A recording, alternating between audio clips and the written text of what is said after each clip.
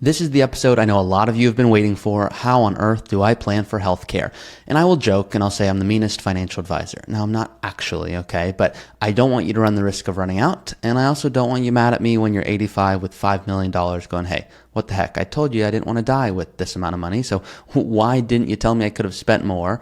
And I'm not saying you'd pass away at that age, but I just want to make sure you don't retire too early. And I also want to make sure you don't retire too late and go, wow, I have plenty of money, but what good is it now? So a common question I receive is, how much is healthcare going to cost me? And I don't let people off the hook. And this is where I'll joke and I'll say I'm mean, because a lot of people go, yeah, I think I want to retire. I don't know exactly when, but how am I going to pay for healthcare? What is it, $12 million a month? I'm like, no, it is a cost. Yes, it can be significant, but it also can be very low if you're strategic. And don't let healthcare be the reason you don't retire early. It's another expense, just like anything. And the beautiful part is you get to be creative based on your income. And guys, I have clients right now. I have one client that spends about $100 a month on monthly premiums. And I have another client that spends about $1,500 a month. And sometimes this client, the $1,500 a month one, is happier. And you're like, well, how could that be the case? Well, they're doing another tax strategy, whether it be a conversion or harvesting or something else that generates them more than that difference that makes them go, well, I'm happy to do that. I'd way rather do this strategy to save me $15,000 to $20,000 a year. Others go, no, I'm retiring at 52. And so conversions and all this stuff sounds good, but I want to prioritize getting this subsidy from the government. So I have an episode on YouTube where I bring on Lindia, who's the healthcare expert I use with my clients. So if you want to listen to it, you can see it here. A lot of people resonated with it, but that's going to be more focused on, okay, what healthcare policies exist for me? Should I look at Cobra? Should I go to the exchange? Today is not that. Today is me giving you hard numbers of, hey, here's the reality of how much healthcare will cost so that you can plan for it. And then I encourage you to take these numbers, if you haven't already, and use the Academy tool. You can see that in the description, so you can start understanding when work becomes optional. Not because you're going to actually stop working tomorrow, but so that you can look and go, okay, I've got a good sense as to how this works. I think I know exactly when I might be in a good spot. And then, wow, maybe work is optional now. And maybe I don't need to keep working. And maybe some of you go, I'm going to do this other job that pays way less, but I enjoy it more. So today is all going to be about, here's the healthcare cost. And it is really dependent on your zip code, your healthcare needs. And I'm going to go through this with you. Now, I know this is a podcast, so a lot of you are listening right now. Others of you are going, hey, are you sharing your screen? Are you going to be doing stuff on video? I do both. I want to and I explain everything because, guys, I listen to a lot of history podcasts personally, and they have a YouTube channel and they also have a podcast. And from Dan Carlin, by the way, if you guys don't know him, it's amazing. But my point here is sometimes I'll do the podcast, and if I'm listening to the podcast, and sometimes he'll share a visual, and he's great, but sometimes we'll forget to mention something, and I'm like, look, I need him to explain it better. I kind of need to tell him that. So I get where you're coming from, where I'm going to try to make this as clear as humanly possible for you. But I do encourage you, if you want to look at what I'm showing, go to YouTube and you'll actually be able to see this. So just search Ari Taublieb healthcare episode and it'll be the most recent one. So the point here regarding healthcare, what we're going to be going through today is going to be a lot of fun because most people actually overproject their healthcare expenses.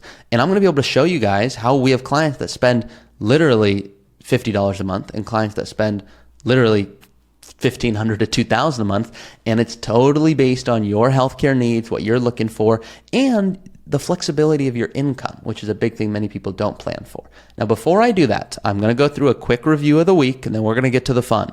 So if you don't already know, my name is Ari Taublieb. I'm a certified financial planner. I am the host of the Early Retirement Podcast, and I'm the vice president at Root. So you can see, here's a comment from Mary Lamb 7897. And here's what she said. She goes, Ari, she didn't say Ari. She just commented, I can tell you I'm at work because I want to be. Primarily, because I love the people on my team, and we have a close-knit group that works well together and truly supports each other. Plus, I'm quite good at what I do, and I enjoy helping others succeed. However, our leadership sucks. They spelled sucks, S-U-X, okay? And the second another bad decision comes down to us in the masses, it's really freeing to know we can say thanks, but no thanks. It's been fun, but not anymore. My outlook's definitely changed. I no longer sweat the annoying things. I do them if I feel they make sense and if I understand the need. If I don't, I honestly don't care about the consequences because in my mind, there are none now. Obviously, I work for a big company where I'm simply a number to them, but my smaller team means a lot to me and we've managed to make the most of often bleak situations, liberating to know we can walk away if it gets too bleak. I reached out to Mary Lamb. She might be coming on the show in the future. Kind of preview there. But what is really special about this comment is this is the power of financial planning. That this person knows financially they're in a great spot and they're working because they want to, not because they have to. So a lot of you are probably similar to this, where you're like, yep, love my team. I'm at a big company and it's just some of the stuff. Like imagine if Mary Lamb thought she had to work there. Every day, it would just suck so much more. I can just tell her that, and I can tell. And I've worked at a company where I was there for a paycheck, and it sucked. So even though I'm not at her stage in life, I can resonate in that fashion, but I mainly hear it from my clients all the time. So that's where I want to start. Now, healthcare. Once again, today is not Cobra and should I look at the marketplace and what about short-term insurance plans? It's a piece of that, but it's mainly the financial side. That's what I'm going to be going through. So before I go into the fun, I tell everyone they still use this phrase at my previous company. So about 10 years ago, I worked at a company, I interned, I think 10 years, maybe 9, called Northwestern Mutual. Now, a lot of you have heard of this. And Northwestern Mutual, it's not me bagging on them. They actually make good life insurance. That's what they do.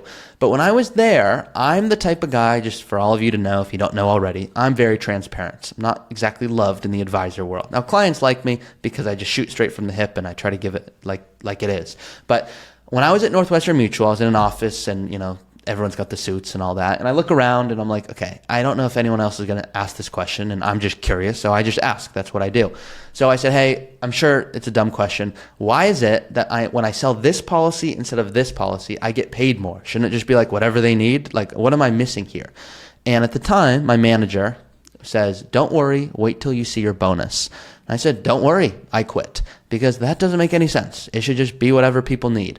So what I'm showing you in a second is I don't care if we use State Farm or Northwestern or any, I care that any health insurance agent that you talk to is independent. I don't want them to get paid more or less based on whatever compensates them. I just want you to get the best policy. So I partner with independent people, just like I'm independent. For example, I don't care for my clients if we use Fidelity or Vanguard or Schwab or Empower. I don't get paid by any of those companies. I can use whoever I want. My job is just to make you the most amount of money. And the reason I'm that advisor is my parents were burned by Fidelity. Now, Fidelity's nice. I actually like Fidelity. They make good products. But my mom's like, Ari, my mom's the sweetest person you'll ever meet. But my mom is like, Ari, this person sold me this product, and I'm sure it's great because they're a nice guy. I go, I'm sure they're nice. Did you ask them, though, what the commission is on what they just sold you? They're like, no, they wouldn't do that. I could tell you that. I go, I'm sure they wouldn't. But when I looked into what was sold, it was good. It wasn't the best product, but it had a higher commission. So we need to always understand, hey, what's the incentive? And I'm a natural skeptic, so that's who I am. So what I'm going to now show you on my screen here, this is we're hopping right into the sample, and I'm going to explain it for those of you that are on audio.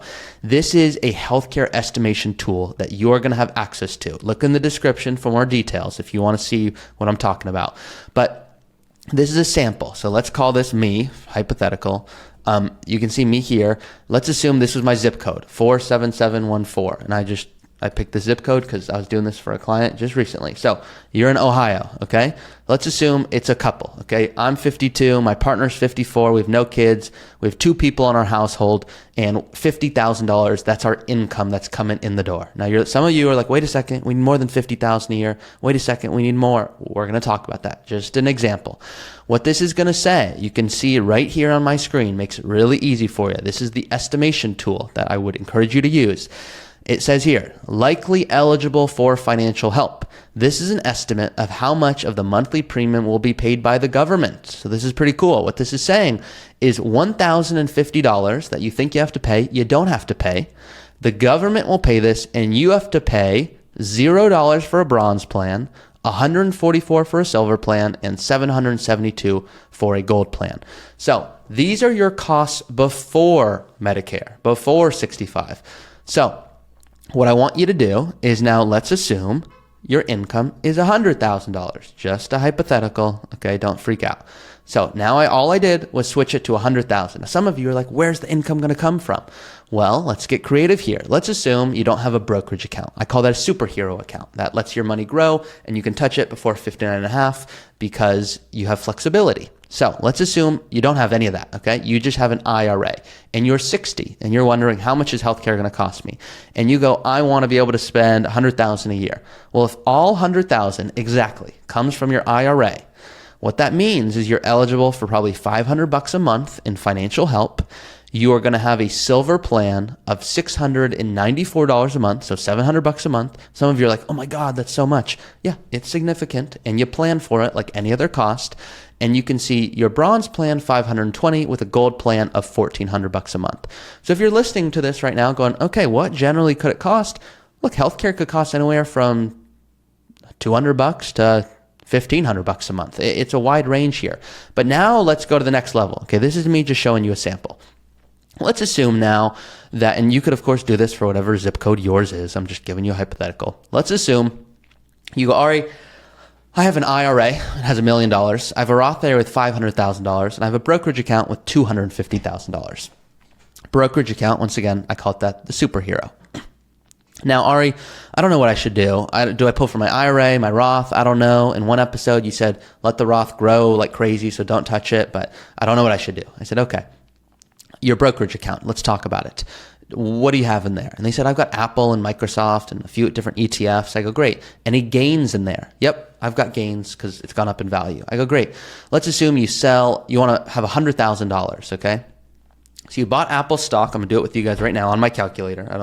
A lot of this stuff I will prep, and a lot of this I'll do on the fly because it makes you feel it's real and you can actually see what I'm doing. So let's assume their income, they go, I want $100,000. That's what they want to live, okay? Follow me here because this is important. So $100,000, not complicated, but important. So just stick with me. So $100,000, that's what they want to be able to spend and live and do everything they want to do.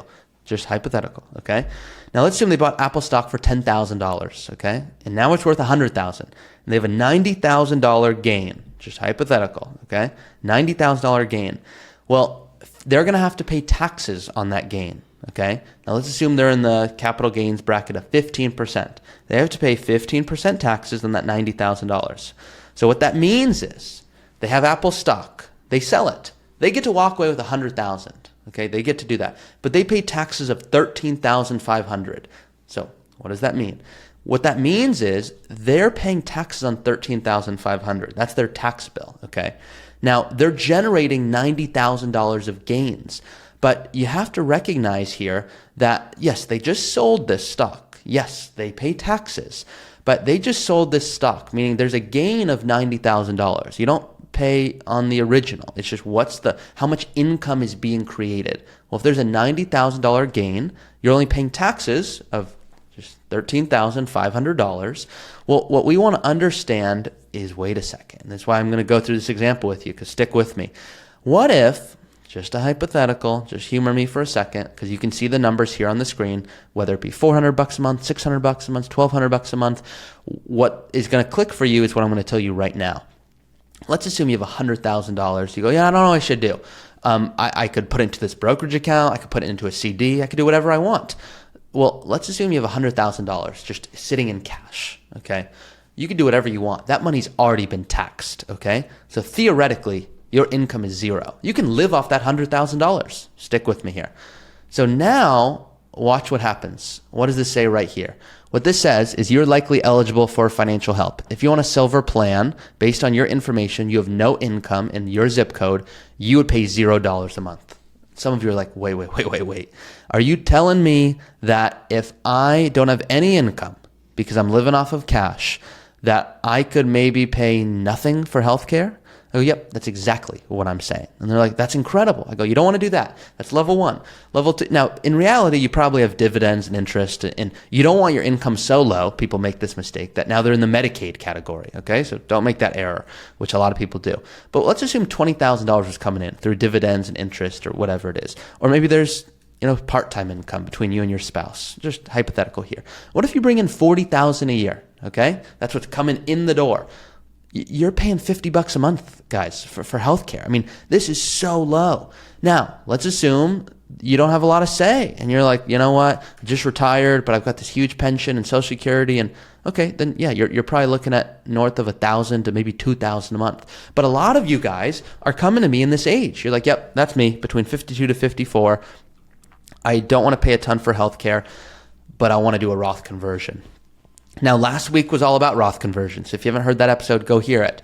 But if you want to do Roth conversions, well, let's increase this because we're doing a Roth conversion. So I'm going to enlighten you now. Let's assume you have $50,000 of income that's coming in through dividends and interest, maybe some part-time work.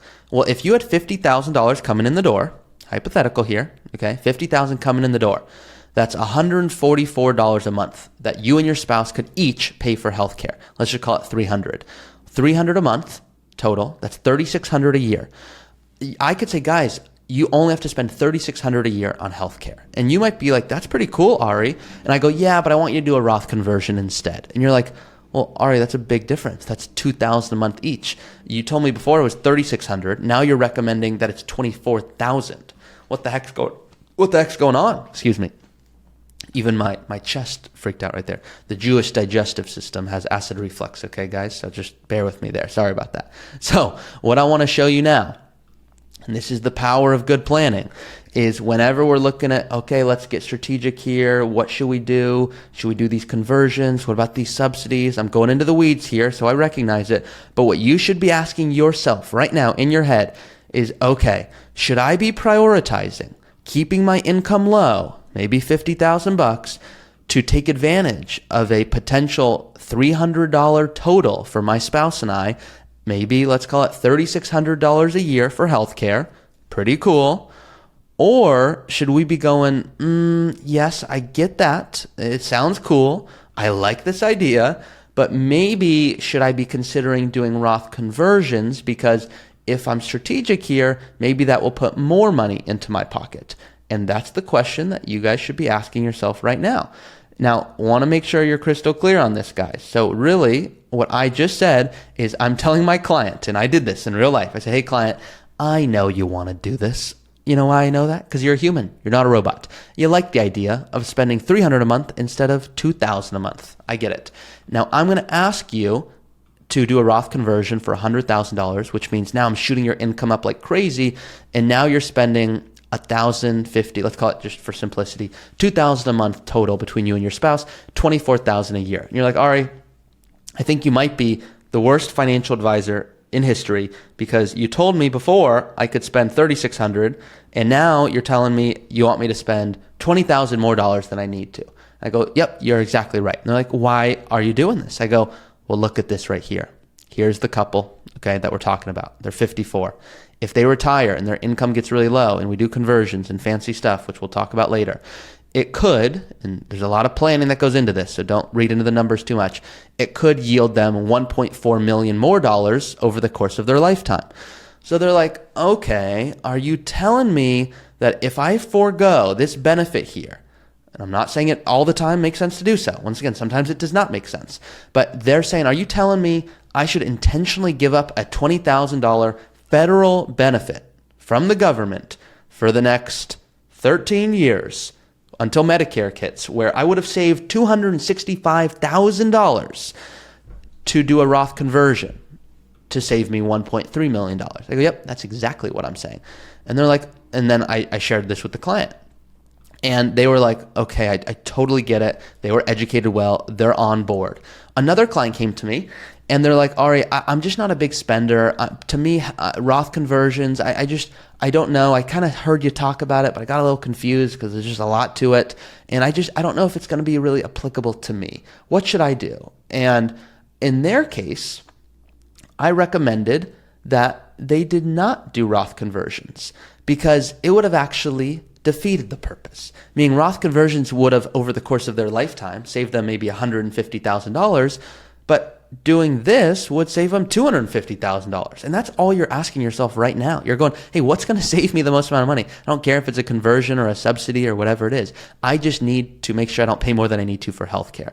So what I encourage you to do And I know you guys have access to this tool in my academy. If you don't already know, you can see it right here. Play around with all the healthcare, all the tax, all the stuff I'm doing with you guys right now. Is you get to go into your plan. This is just a sample person, and go into their plan and add in healthcare costs and add in all of these things. So you get to add expenses in here for home improvements and monthly spending and healthcare costs. You can see here, we just template pre-retirement healthcare at $6,000 a year. I just put that for a sample here. I said, what if each spouse is spending $6,000, so $12,000 total?